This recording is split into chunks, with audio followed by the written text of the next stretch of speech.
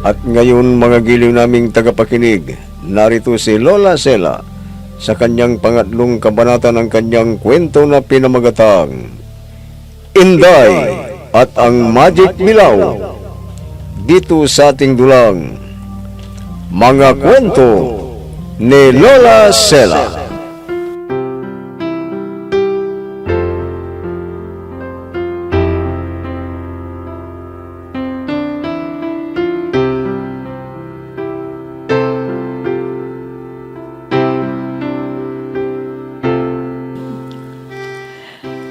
Nawala ang inay ni Inday dahil naghanap ng trabaho ay bigla itong nabunggo at nawalan ng memorya.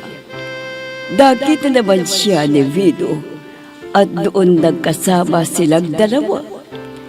Lagi na lang umaasa si Inday na magkikita sila ng kanyang ina. Lagi din siyang umiiyak sa ilalim ng puno.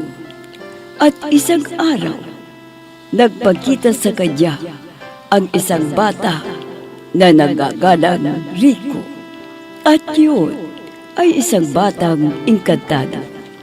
At sinabi niya na pinalaki siya ni Inday sa pamamagitan ng luha niya. At isang araw, naplantya niya ang damit ni Aling Gloria at nasunog, kaya itinali siya nito sa ilalim ng puno.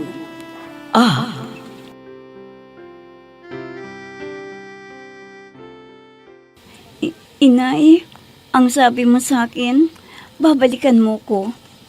Bakit ngayon wala ka? Dalaga na ako, pero wala ka pa rin. Bakit ba? Saan ka ba napunta, inay?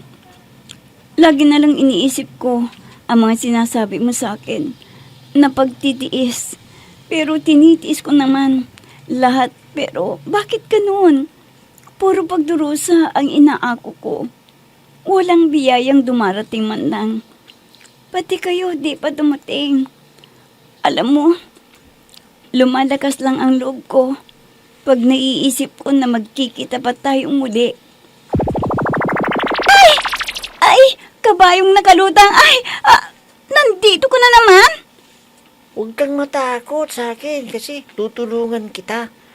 Ay, baka may iba nang tutulong sa'yo. May paparating.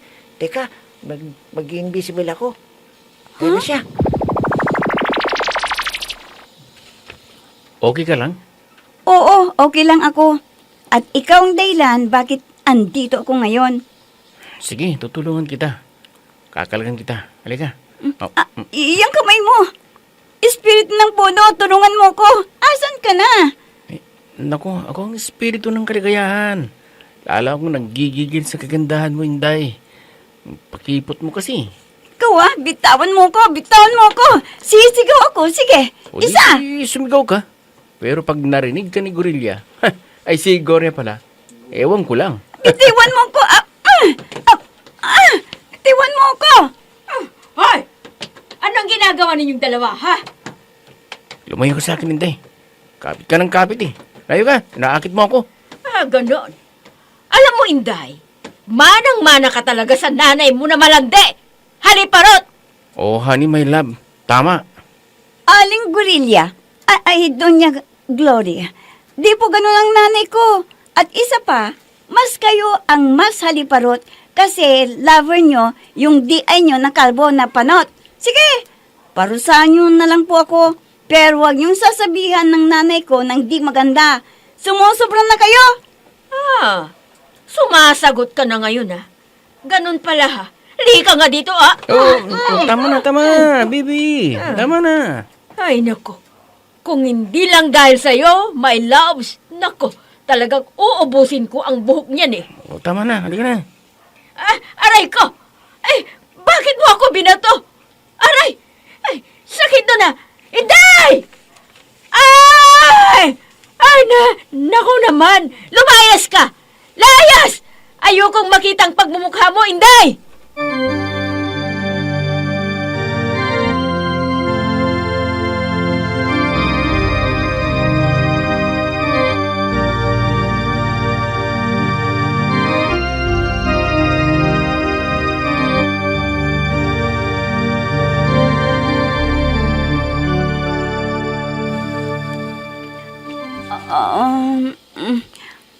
naman ako.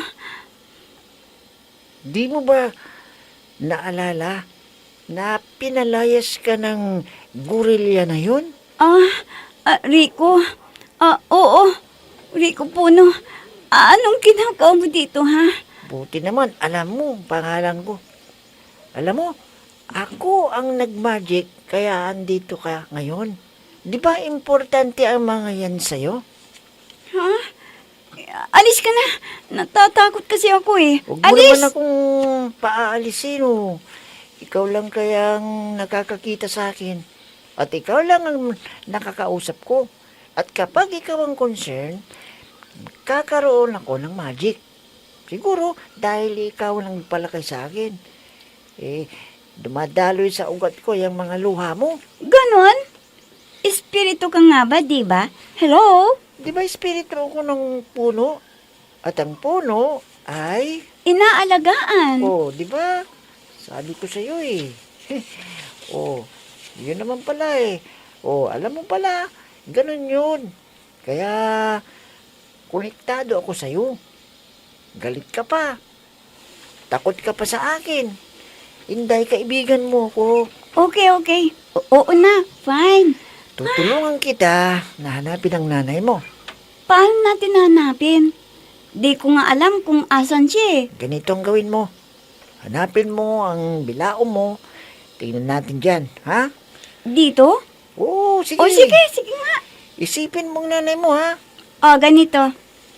Ipikit ko ang mga mata ko. Sige, ganyan. Oo, ganyan nga. Teka, imamagic ko na yan, ha? Ganito. Ay! Nakikita ko nga si inay. Sa dala kong bilao. Ayun si inay. Pero, bakit? Bakit may kasama siyang... Di ko alam kung babae o lalaki to. Nako, ang anak ko ang galing-galing talaga. Ang galing sumayaw. Ang galing sumayaw ng anak ko. I love you, mother. Ang haba ng panahon na naghintay ako sa'yo. Pero bakit may iba ka ng kasama? At tinawag mo siyang anak? Bakit? Uy, akala ko ba happy ka? Pero bakit malungkot ka? Di ba, alam mo na kung saan natin hahanapin at makikita ang nanay mo? Oo, pupuntahan ko talaga siya. At pag nagkita kami, humanda siya.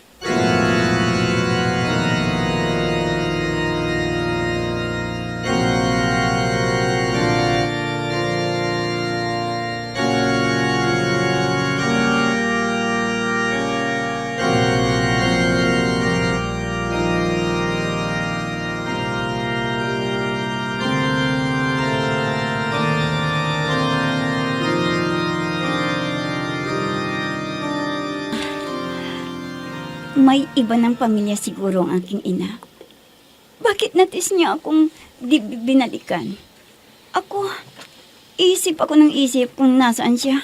Pero siya, masaya siya doon sa baklitang yon. Ang pangit naman niya. Ako maganda. Pinagpalit mo ko? Hinintay kita kaso di ka dumating. Humanda ka. Pag nakita kita inay, humanda ka sa akin.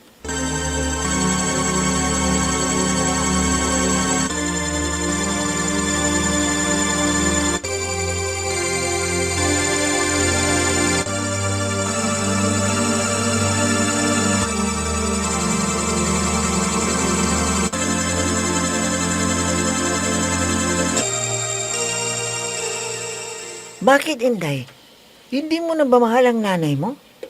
Alam mo, kung ano ang pangako niya sa akin, sabi niya, never niya akong iiwan at babalikan niya ako.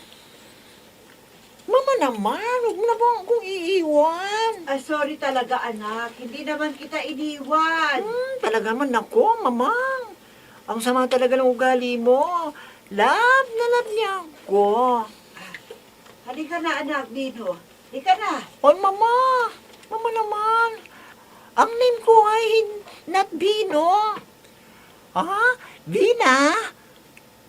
In daytime. At any... Ay nako, dami mong arte. Halika na, tanghali na.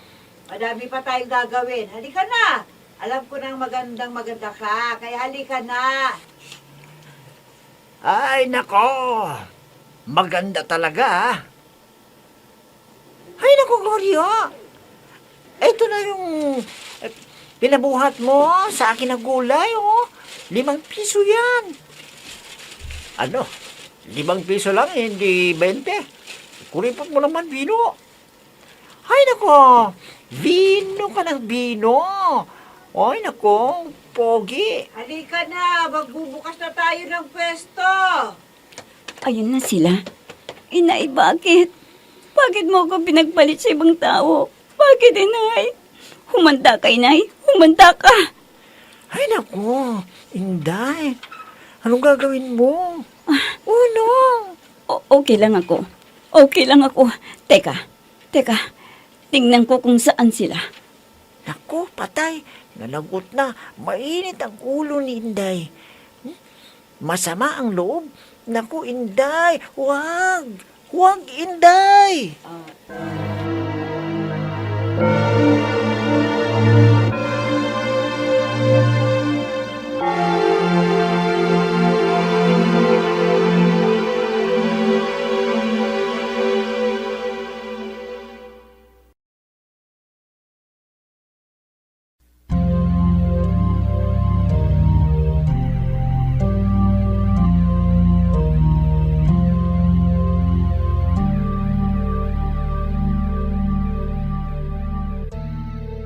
O ano anak, ready ka na ba sa pasabog mo ngayong araw?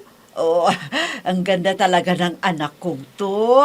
Ay, naku. I'm ready, mamang. Ready na ang aking sasayawin. Ito na anak ha, patutugtugin ko na. Sayaw ka na para makarami tayo ng mamimili dito. Oh, sige. Ay, naku. Ayan, oh, marami ng taong namimili, mama. Oh, sige. Ayan, oh. Sayaw ka na. O mga suke, bili na kayo. Mura lang dito. Sumasayaw ng aking anak. Suke. Sige anak, galingan mo. Okay. Suke, bili na kayo. Tingnan yung aking anak. Suke.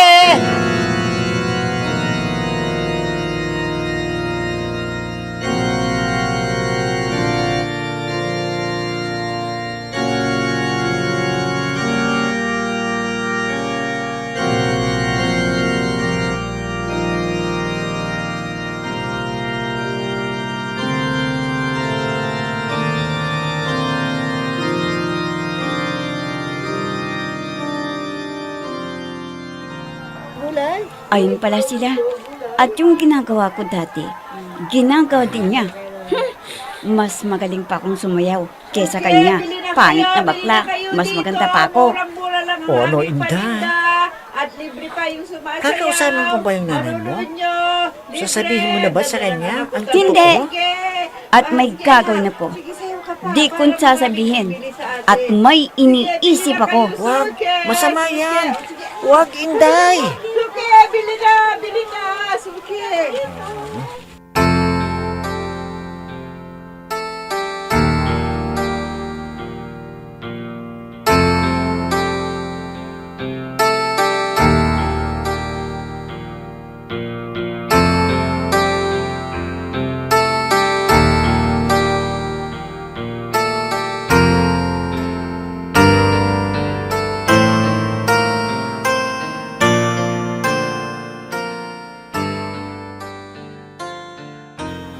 Ay, naku, nakatulog na yung tindera dito, ha?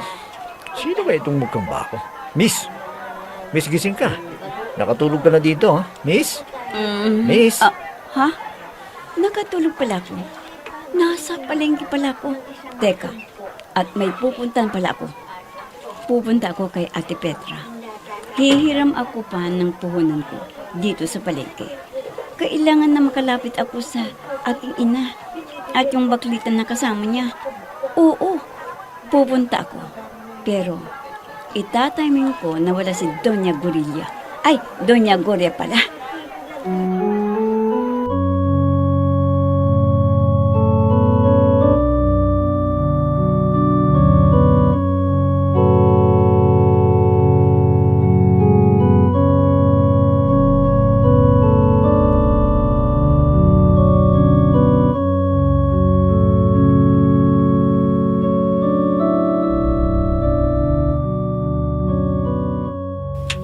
pasisya ka na, Inday. Kasi yan lang ang pera ko eh. Oo, babalik ko rin ito sa'yo. Ay, alam mo naman si Madam Gorelia ay sobrang higpit. Di niya gusto na pumunta ka dito. Galit na galit sa yun. At yung lover niya, ayun, pinipirahan lamang siya ng gusto. Pero okay lang na wala ka dito para hindi ka na masasaktan pa. Eh, teka, nakita mo na ba ang nanay mo? Di pa, Ate Petra. Pero magbabakasakali ako. Di ko sasabihin na nakita ko na si inay. Ate Petra, sige ha. Salamat dito sa hinihiram ko. Ibabalik ko rin. Huwag kang mag-alala.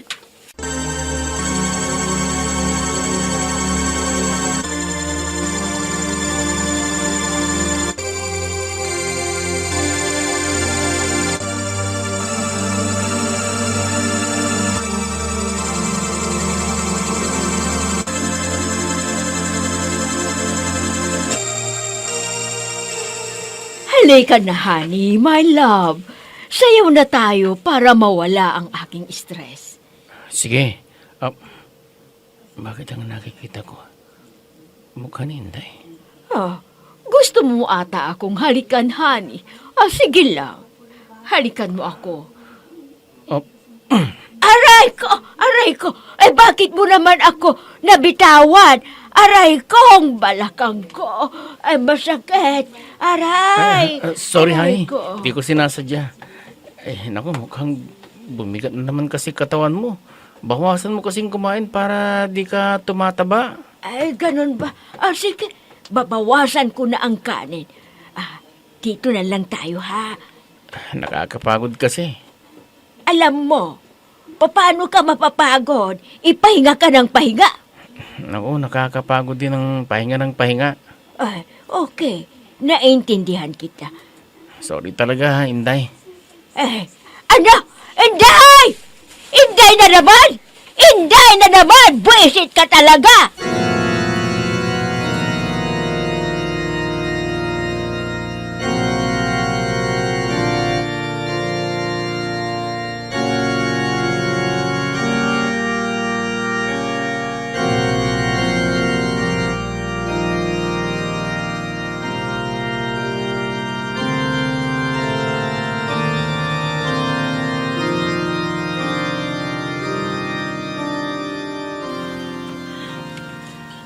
Ngayon, nakahiram ako ng konting pangpuhunan ko. Magbebenta ako sa harap ng pwesto niya. At titingnan ko kung anong reaksyon niya. Kung bakit niya ako iniwan. Di mo na ako magpapakilala sa kanya. Tingnan ko din ang baklitang yun. Kalam kung sino maganda, di naman siya babae. May saging din siya. Pero kung umasta, parang may hinaharap. Din pala si inay. Nakita ko na mahal naman niya ang baklang yun. Mas magaling pa akong sumayaw. Tatalunin ko yan. Ipapakita ko na talaga na ako si Inday, ang iyong anak. Inday, bakit mo nagawa sa akin ito? Nakalimutan mo ko. Ako na pinangakuan mo. Naghintay ako. Pero ano? Wala. Di mo ko binalikan. Ang daya mo, inay. Ang daya mo. Inday, huwag kang magtanim ng galit sa inay mo. Masama yun. Bakit? Naranasan mo na ba ang mawala ng nanay? Na di ka binalikan? Di ba hindi? Nasubukan mo na ba na umiyak ka ng umiyak? Umasa ka ng umasa? Sige nga. Sana. Naisip niya ako. Ako ay anak niya. Bakit di niya yun inisip? Bakit?